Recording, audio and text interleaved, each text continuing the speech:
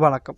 போன வீடியோவில் 2006 திமுக ஆட்சி பொறுப்பேற்றதும் சென்னை மேயர் எலெக்ஷனில் நடந்த அந்த அராஜகத்தையும், அதன் பின் ஆட்சி திமுகவின் உடன்பிறப்புகள் கையில் போனதுனால நடந்த நில அபகரிப்பு புகார்கள் பற்றியும், அது மட்டும் இல்லாமல் ஒரு சில நலத்திட்டங்கள் பற்றியும் பார்த்தோம். அந்த வீடியோக்கான லிங்கை நான் டிஸ்கிரிப்ஷன்லேயும் ஐகார்ட்லேயும் கொடுக்குறேன், செக் பண்ணி பாருங்கள். இந்த வீடியோவில் அதன் பின் நடந்த அந்த இருளாட்சியின் வரலாற்றை பார்க்கலாம். நம்ம சேனலோட அடுத்த அப்டேட்டாக நமக்கு ஜாயின் பட்டனும் சூப்பர் தேங்க்ஸ் ஆப்ஷனும் எனேபிளாக இருக்குது. இது மூலமாக நீங்கள் நம்ம சேனலுக்கு சப்போர்ட் பண்ண விரும்பினா இந்த ஆப்ஷன்ஸை நீங்கள் யூஸ் பண்ணி சப்போர்ட் பண்ணலாம். ஆனால் எப்போதும் போல் நீங்கள் போட்ட ஒரு லைக்கும் கமெண்ட்டுமே மிகப்பெரிய சப்போர்ட் தான். நன்றி. வாங்க வீடியோக்குள்ளே போவோம். மே 9, 2007 மதுரை. தமிழகத்தையே ஒழுக்கிய அந்த கருப்பு நாள். தினகரன் நாளிதழோட அலுவலகம் மர்ம கும்பலால் தீ வச்சு கொளுத்தப்பட்டுச்சு. உள்ள சிக்கிய 3 அப்பாவி ஊழியர்கள் மரணிச்சாங்க. இதுக்கெல்லாம் காரணம் ஒரு கருத்து கணிப்பு. கருணாநிதியின் அரசியல் வாரிசு யார் என்ற அந்த கணிப்புல மு.க. ஸ்டாலின் அவர்களுக்கு 70% ஆதரவும், மத்திய அமைச்சராக இருந்த மு.க. அழகிரிக்கு வெறும் 2% ஆதரவும் இருப்பதா முடிவுகள் வந்துச்சு. இது அழகிரி அவர்களோட ஆதரவாளர்களுக்கு கடும் கோபத்தை ஏற்படுத்துச்சு. இதோட விளைவுதான் அந்த வன்முறைன்னு குற்றம் சாட்டப்பட்டது. வாரிசு போட்டி அப்பாவி உயிர்களை பழிவாங்கும் அளவுக்கு போச்சு. மாநிலத்தையே அதிர வச்சது. கருணாநிதி அவர்களோட கட்டுப்பாட்டை மீறி குடும்ப பிரச்சனை வீதிக்கு வந்ததன் முதல் அறிகுறி தான் அது. அடுத்த நிகழ்வு சென்னை உயர்நீதிமன்ற வளாகம்.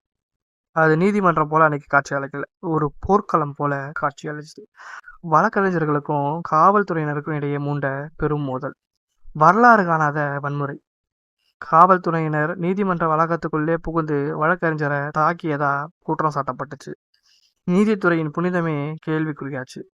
தமிழகம் வரலாறு காணாத மின்வெட்டுல முழுகுச்சு. ஒரு நாளைக்கு 8 மணி நேரத்துலேருந்து 10 மணி நேரம், அதுவும் கிராமங்கள்லாம் 12 மணி நேரம்னு நீடித்த இந்த மின்தடை மக்களின் இயல்பு வாழ்க்கையை முற்றிலுமாக முடக்குச்சு. சிறு தொழில் செய்பவங்கலாம் ரொம்ப கஷ்டப்பட்டாங்க. மொத்த தமிழகத்தையுமே திமுக அரசுக்கு எதிராக தூண்டிவிட்ட ஒரு நிகழ்வா அமைஞ்சது. 2009 மு.க. ஸ்டாலின் அவர்கள் தமிழகத்தின் துணை முதல்வரா ஆக்கப்பட்டார்.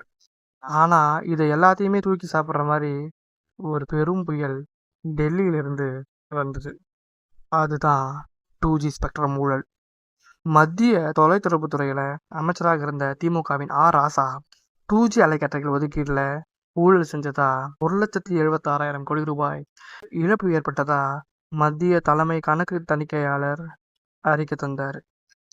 இந்தியாவே வரைஞ்சு போச்சு.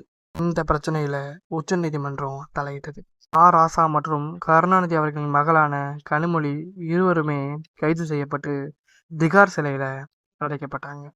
தொடர்ந்து 2009ஆம் ஆண்டு இலங்கையில் உள்நாட்டு போர். கருணாநிதியோட அரசுக்கு வரலாறு காணாத அழுத்தம். அப்போதுதான் அந்த ஒரு நிகழ்வு அரங்கேறுச்சு. கருணாநிதி அவர்கள் திடீரென மெரினா கடற்கரையில உடனடியா போர் நிறுத்தணும்னு கோரி உண்ணாவிரதத்தை தொடங்குறாரு. தமிழகமே ஸ்தம்பிச்சது. ஆனா ஆச்சரியம், தொடங்கிய வெறும் 3 மணி நேரத்திலேயே முடிவுக்கு வந்தது. இலங்கையில போர் நின்றுச்சுன்னு மத்திய அரசு உறுதி அளிச்சதா காரணம் சொல்லப்பட்டுச்சு. ஆனா போர் நிக்கல. மாறா தாக்குதல்கள் பல மடங்கு தீவிரமாச்சு. அந்த ஒரு 3 மணி நேர உண்ணாவிரதம் மக்களை ஏமாற்றும் ஒரு அரசியலா கடுமையா விமர்சிக்கப்பட்டுச்சு. அவருக்கு முன்னாடி 2 ஆப்ஷன் தான் இருந்தது. ஒன்று, தமிழர்களோட தலைவர் அப்படின்ற பிம்பத்தை காப்பாற்ற ஈழத்தமிழர்களுக்காக மத்தியில் காங்கிரஸ் கூட்டணியிலிருந்து வெளியேறணும். இன்னொன்று, மத்தியில் தன் அமைச்சர்கள் ஆல்ரெடி கைது செய்யப்பட்டிருக்காங்க. தான் குடும்ப உறுப்பினர்கள் மத்திய பதவியில் அதிகாரத்தையும் தமிழகத்தில் தனது மைனாரிட்டி ஆட்சியும் காப்பாற்ற கூட்டணியில் இருக்கணும். இது 2 ஆப்ஷன் மட்டும்தான். இதில் கருணாநிதி 2வது ஆப்ஷனை தேர்ந்தெடுத்தார். ஈழத்தமிழர்களின் மரண ஓலத்தை விட ஆட்சி அதிகாரம் பறிப்போவது தான் அவருக்கு முதன்மையாக பட்டதுன்னு அன்றைய பத்திரிகையிலையும் விமர்சனங்கள் எழுந்துச்சு. மக்களும் அதே தான் எண்ண தொடங்கினாங்க. இப்போ 2011 சட்டமன்ற தேர்தல்கள். இந்த முறை ஜெயலலிதா ஒரு மெகா கூட்டணியை அமைச்சாங்க. தேமுதிக இடதுசாரிகள்னு திமுகவோட வாக்கை சிதற விடாம ஒரு அணியை உருவாக்குனாங்க. ஆனா விஜயகாந்த் அவர்களை கூட்டணிக்கு கொண்டு வர்றது அவ்வளோ சுலபமா இல்லை. விஜயகாந்த் மக்கள் கூட தான் தான் கூட்டணின்னு பிடிவாதமா இருந்தாரு. அவர் அதிமுக கிட்ட 60க்கும் மேற்பட்ட சீட்டு வேணும்னு கேட்டதாகவும் சொல்லப்பட்டது. ஜெயலலிதா தரப்போ 30 சீட்டு தான் அப்படின்றத தொடங்கி பல கட்ட பேச்சுவார்த்தைகள் தோல்வியில முடிஞ்சது. தேமுதிக கூட கூட்டணி பேச்சுவார்த்தை நடக்கும் போதே அதிமுக 160 தொகுதியில போட்டியிடுன்னு வேட்பாளர் பட்டியலையுமே வெளியிட்டாங்க. இது கூட்டணியில் இருந்த மற்ற கட்சிகளுக்கும் அதிர்ச்சியாச்சு. ஜெயலலிதா அவர்களோட இந்த நடவடிக்கையில கோபமடைந்த வைகோ கூட்டணியை விட்டு வெளியேறினாரு. அதிமுகவுக்கு வெறும் 4 முதல் 10 இடங்களே கொடுக்க முன்வந்ததால வைகோ தன்மானம் பெரிதுன்னு கூறி 2011 தேர்தலையே புறக்கணிச்சார். விஜயகாந்த் அவர்களும் இனி அதிமுக கூட பேச்சுவார்த்தையை கிடையாதுன்ற நிலைமைக்கு வந்தாரு. அது மட்டும் இல்லாம விஜயகாந்த் அவர்கள் தலைமையில 3வது அணி உருவாகும் நிலைமையும் வந்துச்சு. இறுதியா ஜெயலலிதா ஒரு சமரசத்துக்கு ஒப்புக்கொண்டாங்க. உடனடியா பேச்சுவார்த்தைகள் தொடங்குச்சு. விஜயகாந்த், பண்ருட்டி ராமச்சந்திரன் மற்றும் எல்.கே. சுதீஷ் ஆகியோர் போயஸ் கார்டனுக்கு போனாங்க.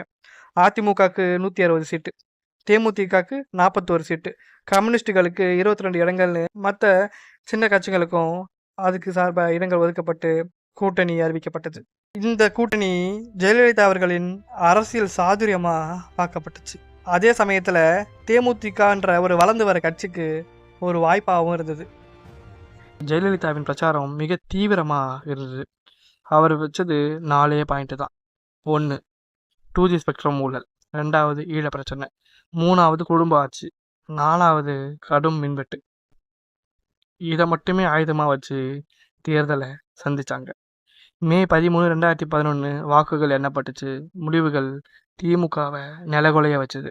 திமுக தன் வரலாற்றின் அடுத்த மோசமான படுதோல்வியை சந்திச்சது. வெறும் 23 இடங்கள் மட்டும்தான் வெல்ல முடிஞ்சது.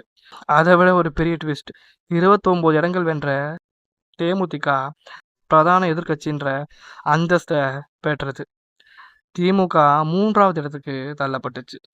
ஜெயலலிதா அவர்கள் இமாலய வெற்றியுடன் மீண்டும் அரியணை ஏறினாங்க. 2011 மக்கள் தந்தது வெறும் ஆட்சி மாற்றம் கிடையாது, அது ஒரு ஒட்டுமொத்த திமுக நிராகரிப்பு. ஏன் இந்த நிலைமை, என்ன காரணம்? அது வெறும் ஊழல் குற்றச்சாட்டு மட்டும் இல்லை. திமுக அப்படின்ற ஒரு கட்சி கொள்கை இழந்து குடும்ப ஆட்சியை நிலைநிறுத்த பார்க்குதுன்ற ஒரு பிம்பத்தை கட்டமைச்சது.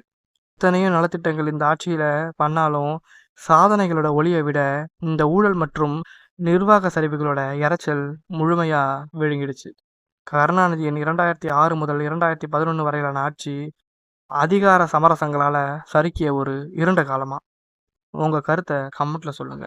அடுத்த வீடியோல பார்ப்போம். மேலும் இந்த வீடியோ உங்களுக்கு பிடிச்சிருந்தா லைக் பண்ணுங்க, ஷேர் பண்ணுங்க, கமெண்ட் பண்ணுங்க. மாயோ மேக்ஸ் டிவிக்கு சப்ஸ்கிரைப் செய்யுங்க. நன்றி, வணக்கம்.